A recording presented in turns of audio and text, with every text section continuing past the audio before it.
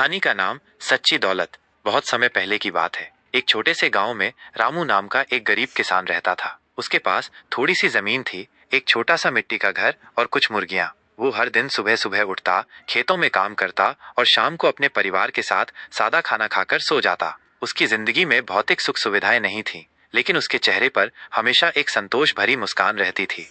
रामू बहुत ईमानदार और मेहनती इंसान था। गांव में सभी लोग उसकी इज्जत करते थे। अगर किसी को मदद की जरूरत होती तो रामू सबसे पहले पहुंचता। चाहे खुद के पास कुछ हो या ना हो, वो दूसरों की मदद जरूर करता।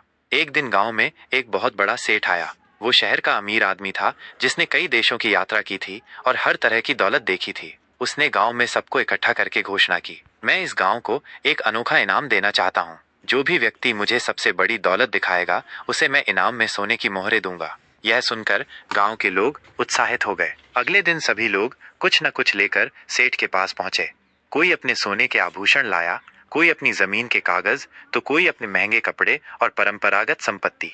आखिर में रामू भी आया, लेकिन उसके हाथ में ना तो सोना था, ना कोई कीमती चीज। वो बस एक थाली लेकर आया, जिसमें कुछ सादी रोटियां और एक कटोरी दाल थी।